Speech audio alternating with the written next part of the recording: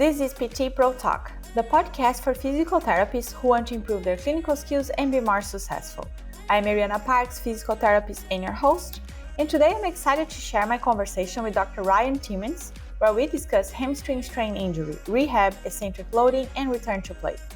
In our discussion, we talked about causes and mechanisms of hamstring strain injuries and the role of clinical assessments, key rehab exercises and approaches, including progressive running, eccentric loading, and flexibility exercises, criteria for progression in rehab, and when high-intensity eccentric loading can be safely introduced, factors for determining return to play clearance, modifiable risk factors for hamstring strains, and how to address them through specific training programs. Dr. Timmins is an associate professor at Australian Catholic University with 12 years of experience in athlete injury prevention and rehab. He holds a Ph.D. focused on injury risk factors and is a level 2 strength and conditioning coach. If you find our conversation informative, please subscribe to our channel, hit the notification bell for updates, give us a thumbs up, and share this episode with colleagues who might benefit from these insights. Thank you for tuning in, and let's dive into the discussion. PT Pro Talk is only possible with the support of the forward-looking and innovative companies like Sarah Health. Remote therapeutic monitoring sounds great, but also difficult. Sarah Health makes RTM simple and easy for your patients and providers. Check out sarahealth.com/PTProTalk for a special offer. Welcome, PT Pro Talk listeners. Looking to enhance your rehabilitation practice or promote active aging? Urban Polling Inc. has you covered with our evidence-based activator polls and program, trusted by over 10,000 therapists worldwide.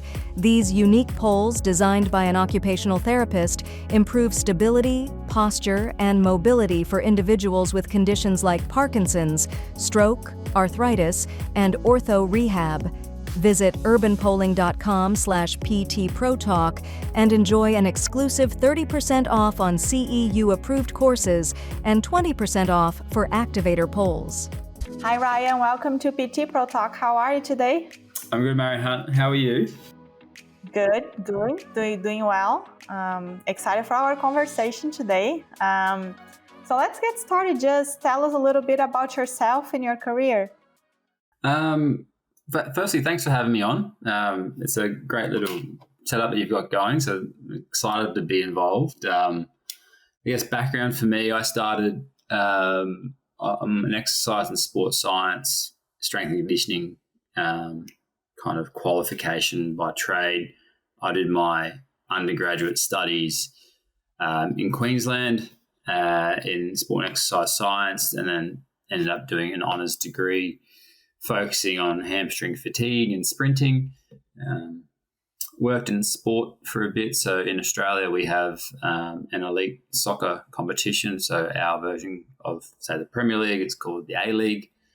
I managed to work in the A-League for 12 or so years, a mixture of roles between rehab, conditioning, and a few other things in that space. But ended up finishing my honours, went into my Ph.D. and got a job at a university, and here I am. So I still do some industry-based consultancy, but I no longer work for a sporting team. The joys of having a family now and having to prioritise things. But I started out, and as everyone's kind of has, that's done some sporting experience in chasing balls and filling up drink bottles and emptying rubbish bins in change rooms to being able to do on-field conditioning and rehabilitation, and just fortunate that rehab and that kind of perked my interest for research and just managed to fall into a PhD more than anything. Didn't really have any desires to do it. I kind of thought I might as well do it while I'm young, and if I stuff it up, I can still go back to study. And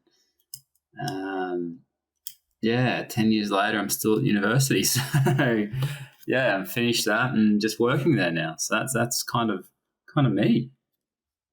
Awesome, and I know you are the hamstring guy. So, so what are the causes and mechanisms of hamstring strain injuries?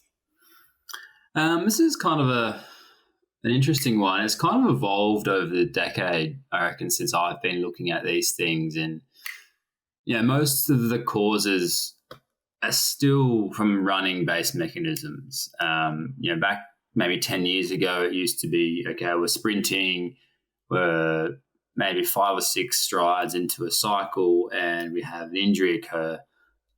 Person goes down, pain in the posterior thigh, clear mechanism. And nowadays we're starting to see, whether it's just because we have greater footage of these injuries now with smartphones and technology, and we're seeing a lot more acceleration-based injuries, so 1 or 2 steps, then an injury, change directions injuries, so people running and trying to do a curve or a change or a check and having a strain. So whilst our sprinting mechanism is still number one, I think we're starting to capture a lot more detail around everything else. And I think for the last 10 years, we've focused so much on sprinting mechanisms that these other ones just kind of still exist.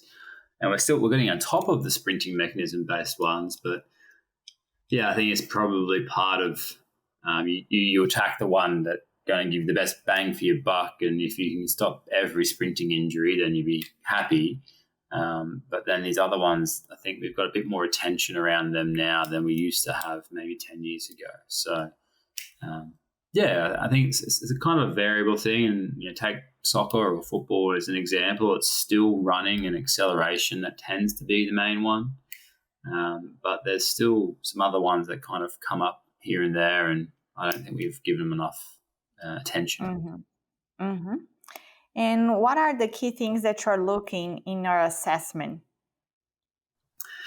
I guess when someone gets injured and we're assessing them and looking at how they are and how they're presenting, typically I don't really tend to use MRI as a little bit of a guide if, say, and again, maybe this is something that's changed with technology and what we know, but the involvement of tendons or intramuscular tendons and those kind of complicated hammy injuries, we tend to look at those now and maybe respect them a bit more than we used to. But you can't really assess someone post-injury and get a really good idea that there is tendon involvement, because some of these tendon involvement injuries can be the similar kind of mechanism as anything else, running, sprinting, changing direction. And we can still see a normal strain and a tendon involvement strain having the same kind of mechanism and presentation. So the only real way of finding that one out is getting a scan.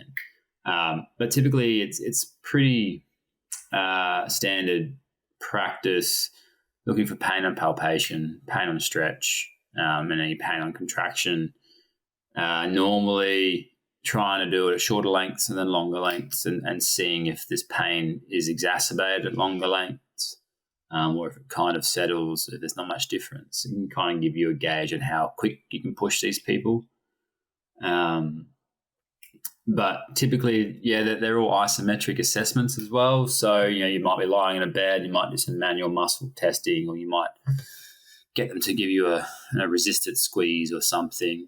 And it's all isometric based as an assessment. That's not to say, and I'm sure it'll be a question that comes up, is that, we might assess someone isometrically in a clinical setting or in post-injury and they'll have pain. But there's a lot of things that doesn't tell us about what they can do from a rehabilitation perspective as well. So, that's a pretty general kind of starting point for me.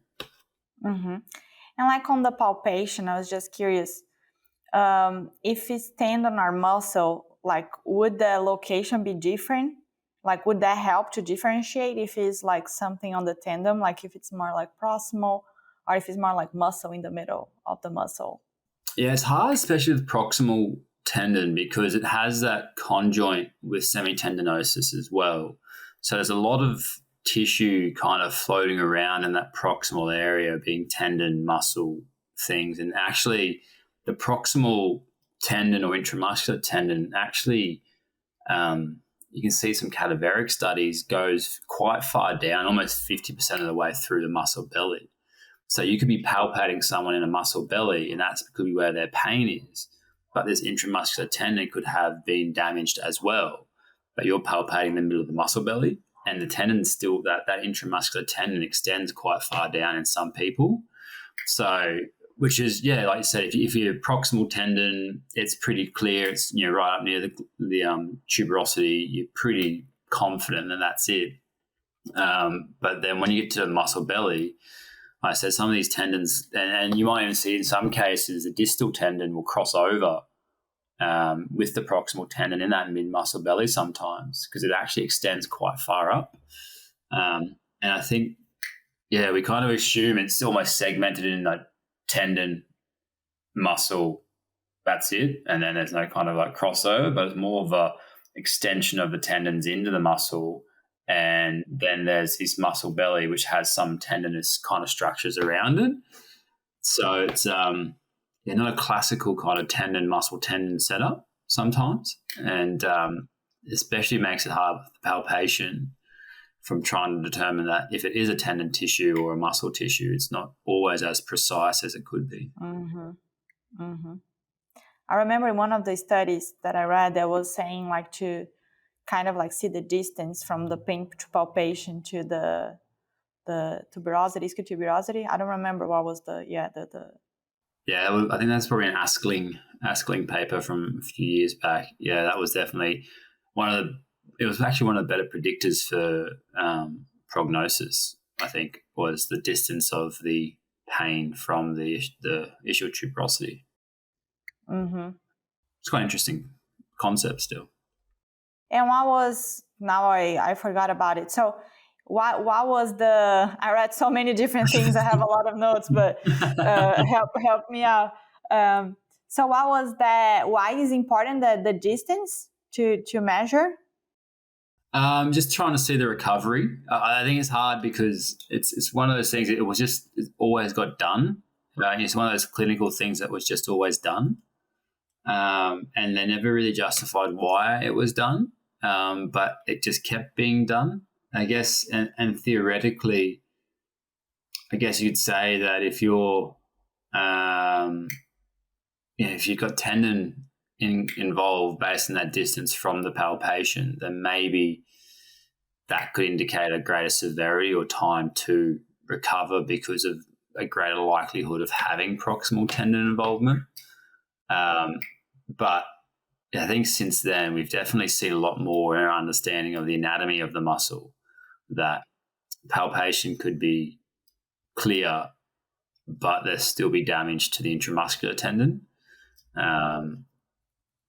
So I think that proximal palpation was quite useful back when we couldn't really scan as many as we used to. But yeah, definitely was useful.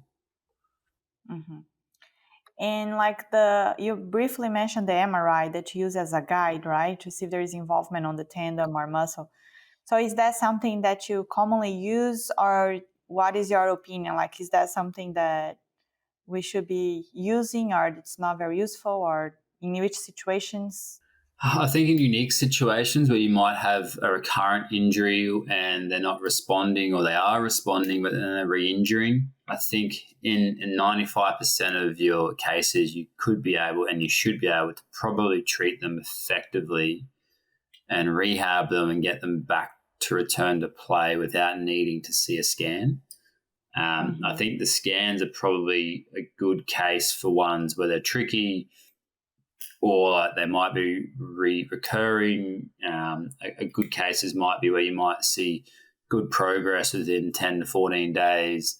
Someone returns to play or running, and then they have a little tweak, and then they go again, and then you kind of reset and just keep going. That normally indicates there's probably some tendon involvement there.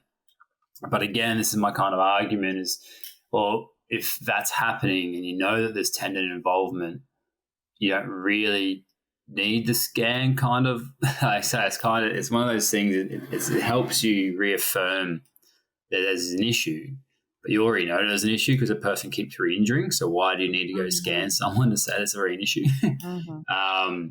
But I think in those cases where you might have those trickier presentations or recurrences, then I think we need to be a bit more respective for healing time. I don't think we used to the biological healing of the muscle and the tendon.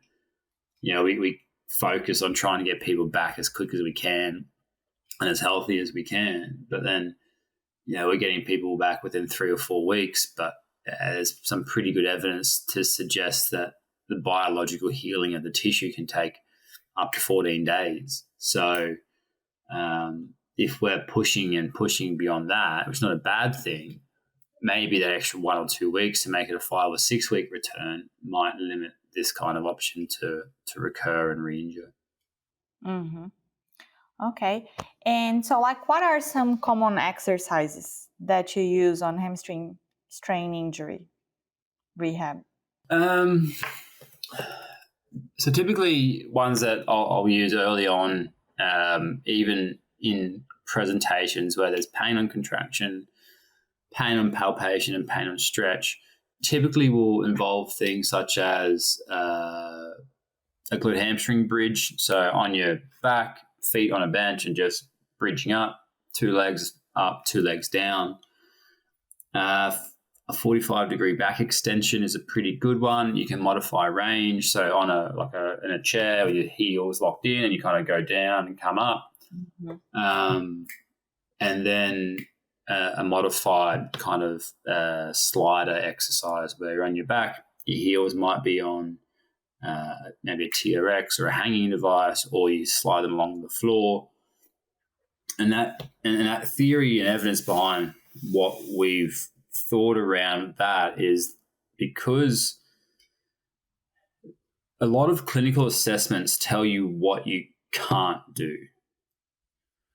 Or it's not actually not telling you what, it's telling more, giving you ideas and advice around what you can't do, not so much what you can do.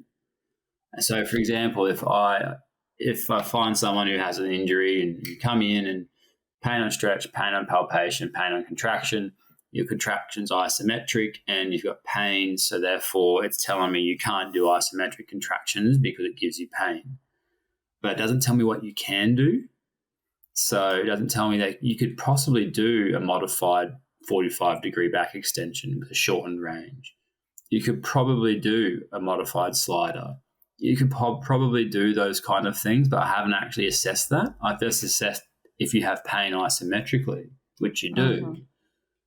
So a lot of these clinical assessments tell us what people can't do and don't give us any information around what they can do. And I think because we see these presentations with pain and we get scared and we go, oh, they've got pain during contraction, so therefore they can't do any contraction. Pain during isometrics or stay away from eccentrics. We've got a pretty good evidence base now to say that you can do eccentric training post-injury with lower levels of pain than you get in isometric contraction.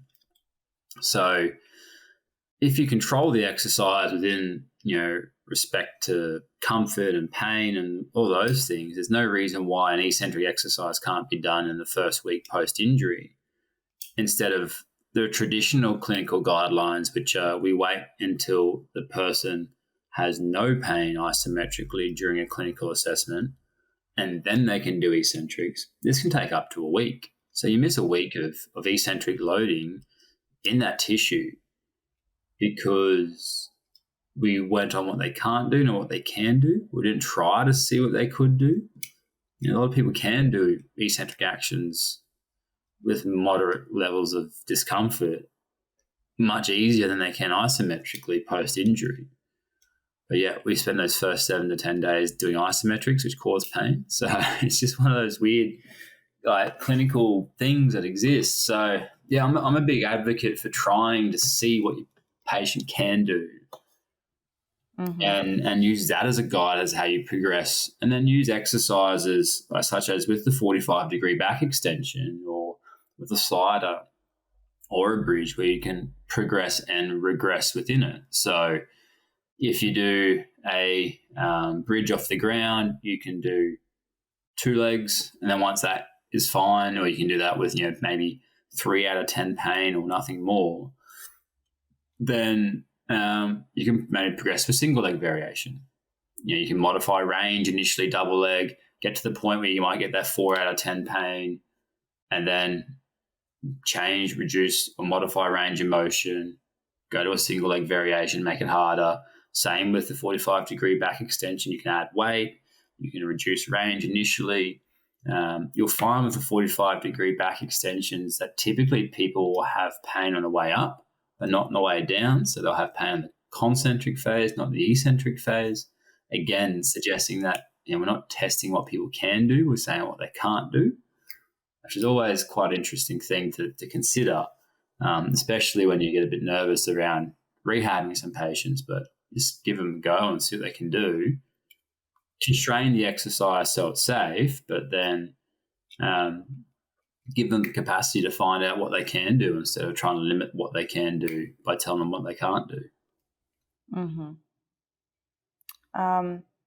And then when you say modify the slider, for example, people can do that like on the floor with something that helps their feet slide, right? So you go on the bridge and then you slide. So modify could be like just a smaller range of motion, like don't extend your knees fully, do like less. Yeah. So our common cues are like heels in, hips up, and then slide. And so if you go heels in, hips up, and slide to a point where you're getting that, maybe 3 or 4 out of 10 pain, just drop, come out, go again. And then that gets easier and easier and easier. The pain gets lesser and lesser and lesser. And then once you get to a point where you can slide all the way out, try a single leg variation. Same thing, come up on the bad leg, slide out to the point of 3 or 4 out of 10 pain, drop, come back. And then if that gets worse, then you can regress back to the double leg. So you have that kind of progression, regression built into the exercise. So that allows you to kind of see what they can do. And if they can't do it, you can kind of pull them back and then build back up. But they're still getting eccentric load. They're still getting a stimulus that, if we wait clinically, it still won't happen for 10 days. So, you can try those modified, shorter ranges within that level of discomfort and see how it goes. And how about the bridge that you mentioned with the feet on the bench at first? So do you usually start on the floor and then go to the bench, or what is the strategy? It depends on your setup and what you have access to, but a pretty typical one, we try and have on the back maybe 90 degrees at hip, 90 degrees at knee, and then it's just heels on the bench, and then you lift up your bum off the ground and bum back down. Early days, same as what we have with the slider. You can modify range. So if you have people who can do it up and down, 3 or 4 out of 10 pain, no problems. Try and push them further out. So give them a greater angle at the hip and the knee. So start making it longer. Mm-hmm. See how that length goes, see how it feels, and then go from 2 legs to 1 leg and then progress and then regress within that kind of spectrum based on how comfortable they feel, I guess.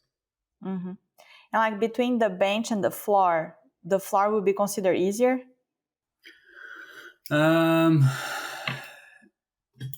Yeah, I think so.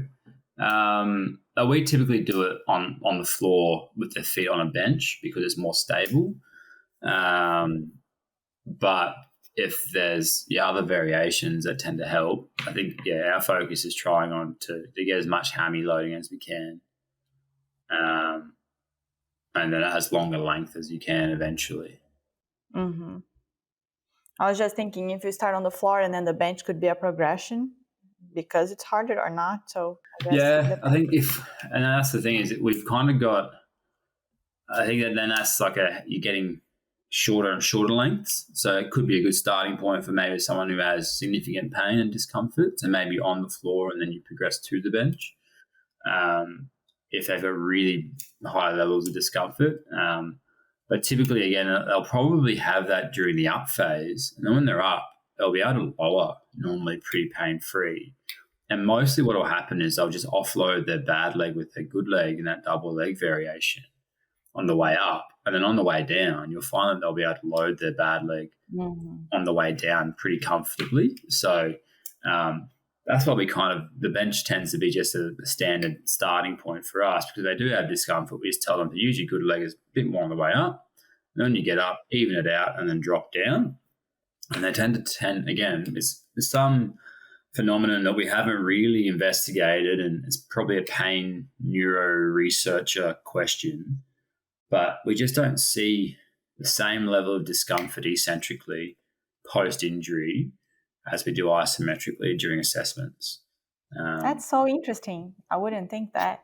Yeah, and maybe it's, I don't know, where it has something to do with muscle cross bridges, and isometrically maybe they're shortening, whereas we're lengthening. There's no ATP cycling. I don't know. I'm guessing, right? So whether it's a nerve pain modulation thing with how different types of contractions are related.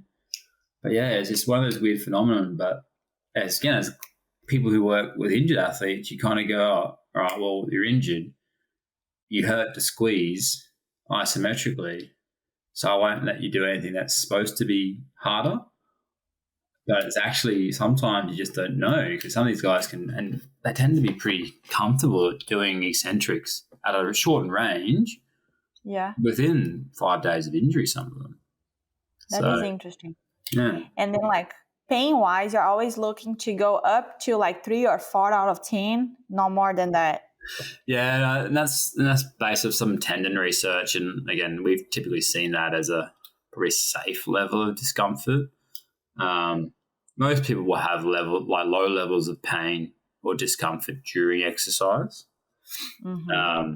But if that starts getting higher and progressing, then it's either a case of they've done a lot in that session, or maybe it's at a range where we might have to move it back a little bit. So yeah, 3 or 4 maximum out of 10. Anything higher than that, then maybe it's looking at regressing the exercise or shortening the range, going back to double leg, those kind of items like that. Mm-hmm. And how about the hamstring flexibility exercises? Do you use it? When do you use it? Yeah, it's funny because my career and background has been in strength and conditioning and space like that. So it's mean, how do we get people stronger, and how do we get them to use strength and conditioning principles to prevent or reduce the risk of injury? And unfortunately, in the strength and conditioning principle world, flexibility isn't part of it. So we try and use as much as we can from a strength perspective to offset and promote adaptations that we know are associated with a reduced risk of injury. And the strength and conditioning world is pretty good at getting people strong. So we've used that as a pretty good marker. But yeah, post injury, we haven't done much in flexibility space. I know there's a bit that came out of Qatar, and we may have done a systematic review back in 2016 showing that active knee extension post injury takes a while to recover. So it's kind of that case of, if you train active knee extension, do you then encourage increased range of motion quicker, or are you possibly stretching to the point where it causes disruption? But it just again comes back to my concept around what you can do versus what you can't do. If you can stretch to a point of 3, 4 out of 10, I don't think there's going to be any issue with doing it, right? I don't think, there's this whole theory around post-injury not stretching because it doesn't help the fibers settle and heal and all those things. So you reduce stretch, you just reduce activity, basically full stop. Because I think if you're doing eccentric contractions, they're probably going to have some level of lengthening stimulus in the muscle. Mm-hmm. That's probably going to have some kind of comparable thing to flexibility. So if you can do eccentrics with 3 or 4 out of 10, I don't think there's any reason why you shouldn't be able to stretch, even passively. But yeah, no, we typically don't spend much time on that, because our idea is to try and get in that rehab phase anyway, expose them to as much eccentric training as we can, prior to their return to running, because then we know if, say, it might typically take someone 14 to 20 odd days to sprint again post-injury.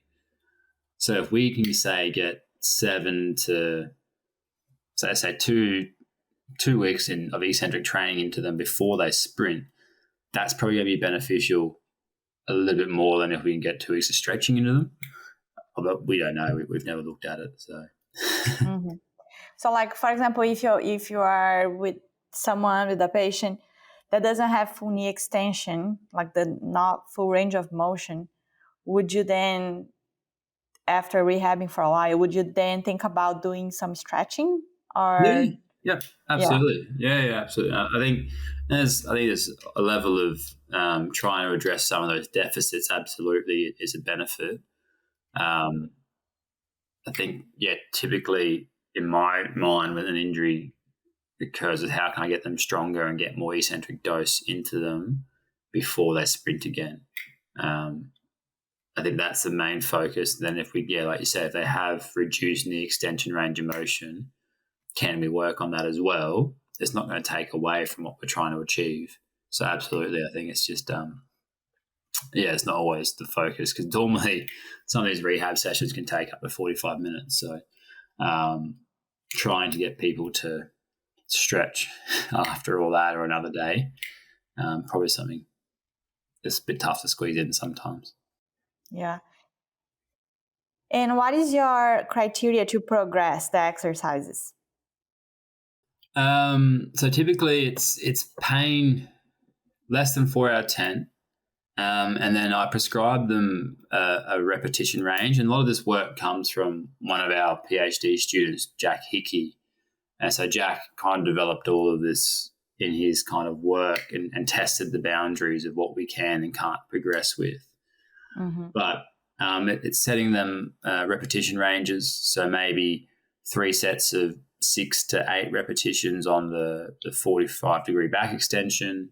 On the slider, it might be 3 sets of 4 to 6. So once they can get up to the upper range with, complete the entire 3 sets of 6, for example, on a slider with pain less than 4, full range of motion, then, let's go from double leg to single leg. And then you drop back down the range. So you're progressing from 3 sets of 6 double leg to 3 sets of 4, less than 4 out of 10. So they might have more pain. It might be more difficult. And then you progress and you overload. So you do that within the exercise. So you can progress and regress within each exercise. And I think that allows you more flexibility to see what they can do. Mm-hmm. Because, for example, someone, as I mentioned, might have discomfort coming up from a 45-degree back extension. And so within that exercise, you might not progress at the same rate as you might with the bridge or the slider, because they're getting discomfort on the way up. So they might be able to do 3 sets of 6 on the slider, but only 3 sets of 4 on the back extension because of the discomfort they get maybe on the way up. So I think the progression within the exercises allows you a bit more flexibility to see what they can do. And each of these exercises typically have their own benefits. So the 45-degree back extension is a longer length concentric and eccentric exercise. The slider is an eccentric stimulus. The bridge is a concentric, eccentric, typically at a shorter length, and you can progress it. So you're still getting 3 or 4 different types of stimuli into that person, even within 3 or 4 days post-injury. And then you use this to progress from there. So once they have that pain, that restricts how many reps they can do. As that pain starts to get better, they can then do more reps. So once they get to the upper end of the rep range, then we progress the exercise. And so typically the slider, you go from double leg to single leg. And then when they typically go from that point, we introduce a Nordic as well. So someone can do 3 sets of 6 double leg sliders, and then can move on to a single leg slider variation. We'll start trying to introduce the Nordic hamstring exercise as well. That normally takes a little bit of time. So it's normally about 8, 9, 10 days. But some people can do it post-injury within 7 days. But yeah, so that's typically our marker for a progression even further than just within the exercises. So we'll have those within exercise progressions of 3 to 6, 3 sets of 6 or 3 sets of 4, go from double leg to single leg, and then start adding resistance as well. So with the bridge, you can add some weight to the thigh. With the 45-degree back extension, you can add weight to your arms, double leg, single leg. And then the slider, the same thing. You can add weight to the thigh. But typically we don't. We'd rather try and progress them from the slider into a Nordic as once they can tick that box. And typically it is, one they can do, once they get into that single leg slider progression from having done double leg, then having a Nordic as a stimulus tends to be a pretty additional eccentric load for them, which is pretty good. Yeah, and I thought it was very easy to understand that when you look one of your papers, the pain-free versus pain threshold rehab following acute hamstring strain injury, the RCT. So like you have that at table, just for the ones that are listening to us, it's easy to understand the progression if you look at that table. And I think in another paper, not this one, I don't think, you had some links to exercises. So if people are confused about what exercise you're talking about, some of those papers, I can add them later. They have the link. So it's very helpful to kind of like look what the exercise, looks like. And if people don't know. Yeah. Good. And then another discussion is if it's safe to introduce, like we briefly touched on that, the high intensity eccentric loading early in the rehab process. So what is your opinion on that? Yeah, I think as we kind of mentioned, I think we limit what people can do based on clinical assessments that have nothing to do with the exercises that they're doing. It's like saying, can you ride a bike by testing if you can drive a car?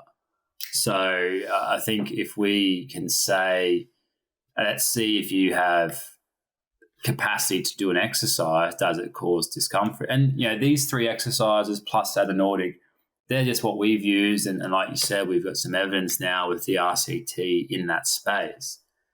But there's a lot of other exercises that you can build a progression and regression model within. But I think you need to use that as part of your reasoning around what is this exercise going to give me? What's this adaptation that it's going to stimulate? What can I progress and regress within that exercise? And I think using that exercise and exercise as a progression through rehab as a marker is probably going to give you more success to eccentric loading and progression to sprinting than, say, using clinical tests, which is still quite useful, but I don't think they're going to give us a good idea of how well someone can perform an exercise just because they have pain during a squeeze or a stretch. And as you mentioned, I think if we can introduce eccentric loading earlier in rehabilitation, we won't typically get people back earlier. And this is what those papers in our RCT shows. We don't typically have the capacity to get people back quicker. They just, on average, tend to have a greater exposure to eccentric training more soon and for a longer period of time during their rehab than someone who we might wait until they're pain-free on a clinical assessment. So we might get another 7 days of eccentric loading into someone before they sprint by trying to use exercise as our progression criteria. And so they'll still return to play at the same time, but the one person who might have done eccentrics earlier might have an extra 7 days underneath of their eccentric loading and might be better positioned to withstanding the exposures to sprinting that we typically see. and then potentially reduce the risk of injury? Yeah. We need to do a bigger scale RCT to do that, but that's the theory, right? If you get more eccentric loading in, you still return it, say, 3 to 4 weeks. It's just a theory, but I think it's a reasonable theory. Mm-hmm. Mm-hmm. And there is a lot of people that, I guess, just wait until the patients are pain-free to progress, right? So that's another one of the papers was talking about that, that clinicians sometimes wait until you are pain-free to introduce those exercises. So should they be pain-free? What was that study that compared I think you stay on the 3 to 4 out of 10 level versus pain-free. So what happened there? Yeah, I think we found, again, we had no greater re-injuries in either group. So basically we had one group did their rehab completely pain-free. So every exercise was 0 out of 10 pain. Using the same progression criteria that I mentioned earlier, where we had people go 3 sets of 4 to 5 to 6 and single leg, double leg. So the progress in that for one group is that they couldn't do any exercises or progress within the exercises if they had pain. So they had to be pain-free. And then the other group had a maximum of 4 out of 10 pain. So they could progress and regress using that same criteria we mentioned at any point if they had 4 out of 10 pain or less. So ultimately, as mentioned, with the results, we had 2 groups. Both had a similar return to play time, around about 21 days of return to play post-injury. Both had similar re-injury rates within 6 months. It's only a small number, so we had like maybe 40 or so athletes. But then the big difference was the group that did their rehab in the presence of pain were stronger when they returned to play and had longer biceps femoris fascicles compared to, say, the group who did their rehab pain-free. So they returned to play at the same time. They don't get re-injured any different, so they're both getting re-injured at the same rate. And we had a pretty small re-injury rate as it is. And then on top of that, the group that did rehab with pain were stronger and had longer fascicle lengths, which suggests a probably better damage resistance when they return to play compared to those that did rehab pain-free. So I think it kind of goes back to that point, like I mentioned, is that we don't typically get these people back quicker by introducing eccentric loading earlier, but we do get them stronger and we possibly have a better capacity to withstand damage in that group that does rehabilitation with a bit of pain. Mm-hmm. And there was also another study that was talking about whether clinicians should reconsider waiting when the patients for complete pain resolution and symmetry in isometric knee flexion strength, right, before introducing the high intensity eccentric loading. So what are your thoughts on that? Yeah, I think it's kind of a case of, as we kind of mentioned, it's telling us what we can't do. Yeah, I think it's our kind of philosophy is that maybe there's, and maybe with this study we had some people return to play within 2 weeks, and then most of our re-injuries, we had 4 re-injuries and 3 occurred within 2 weeks. 3 of those were in those that returned within 2 weeks. So kind of goes back to that concept where we mentioned earlier around biological healing, in that in those that we're really super quick with, because they tick all our boxes to be cleared to return to play, we aren't possibly giving them the best chance if we're not respecting the biological healing as much. But this stuff still tells us that even if they were, because they were symmetrical, so they were within 10%, they were able to do sprinting without apprehension. They had no pain on stretch, no pain on palpation, no pain on contraction. So ultimately, they tick all these clearance criteria to return, and they've done that within 2 weeks. So I think, yes, my thought is maybe if we can still provide the capacity to use exercise as a determinant of how we progress through rehab, respecting maybe we need to have a minimum time frame of 14 days.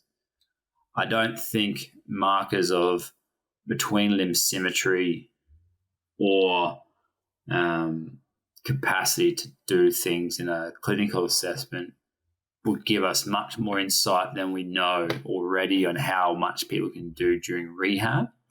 It'll definitely give us capacity, and the guys in Qatar have seen this in kind of understanding the progress and time to like prognostically.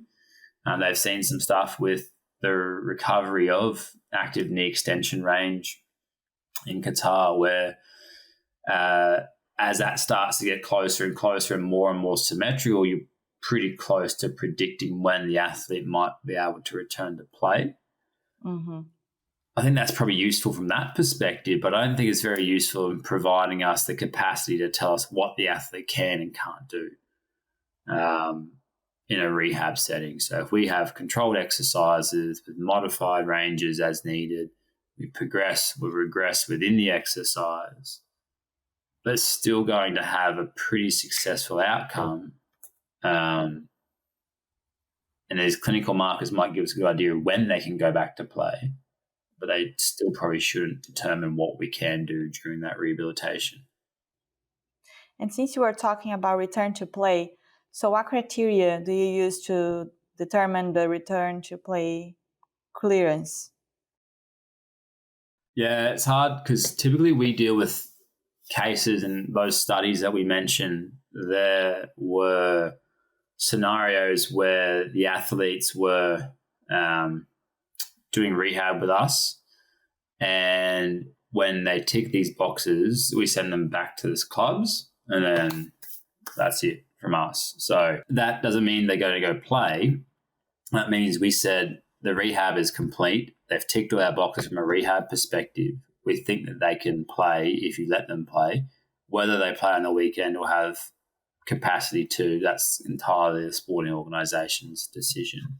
But myself, having done it before within sport, it tends to line up pretty well if you integrate them within training as you go. But main criteria, capacity to sprint maximally without any apprehension, no pain on stretch, no pain on contraction, no pain on palpation, all during just clinical assessments, and having sprinted maximally, and normally an additional session. So they have the apprehension test, so you basically sprint for 20, 25 meters, do that 3 or 4 times, see if there's any pain, and then add another session on, and they do that pain-free, then it's pretty clear to go. I think sprinting is a big marker. If they can sprint perceived close to 100% sprinting repeatedly without apprehension, I think that'd be pretty good to return to sport from there. Whether that means return to play fully, this is really a tough one to say, right? Because I think in the industry, it's kind of you can say someone is able to sprint, they're able to kick, they're able to run, they're able to do all that stuff. Then you just got to get them used to playing the game again, which sometimes has greater demands than what you place them in rehab. But yeah, I think our biggest tick box is if they can sprint 100% pain-free, maximally, repeatedly, and have no apprehension, they're probably in a pretty good spot, because these other measures will be pretty much done anyway. But yeah, if they're running fast, doing it regularly, and have no fear, then they're probably okay. And I know you're almost out of time, but since you mentioned the sprinting, like like I know the running is really important, right? So what is the role of the progressive running in rehab? How do you use it? And how do you go about that? Yeah, I think it's one of the undermarked areas that a lot of our research focuses on the exercises because we can control a lot more of the exercises. But we try and introduce running within the same kind of concepts as we have with other exercises. So it's your standard walk, jog, run, jog, run, sprint, run kind of progressive running protocol. So you might have a 10-meter build-in, sprint, and kind of slow down. And same thing, we use the pain threshold kind of gauge as a marker. In every session, we have running involved as well. So we'll do a clinical assessment. If they still have pain, typically on palpation, we won't start running. As that starts to get away, we tend to start to introduce some more like low level, like walk, jog, walk. But again, if they're doing sliders pain-free, typically through full range, there's no reason why we can't be jogging them within above 75% sooner. Tend to use some of the gym exercises to give us a taste of kind of an edge of what they can do. But like I said, it's hard to have something not related to the exercise tell you what they can't do.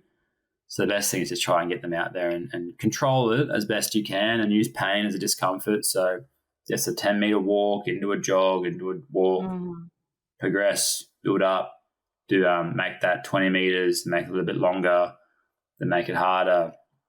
And I think doing that sooner in rehab allows you to probably get a good gauge of probably the severity of the exercise, because they'll be able to do some of these gym exercises pain moderated pretty well.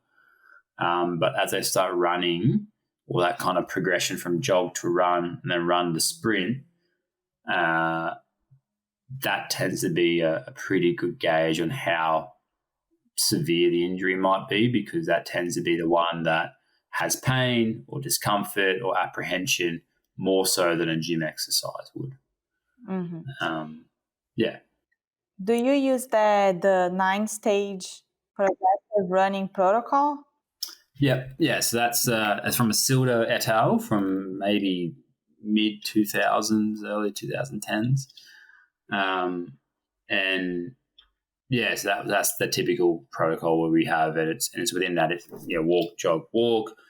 You make those distances bigger as the next step. Then you go jog, run, jog, and you make those distances bigger.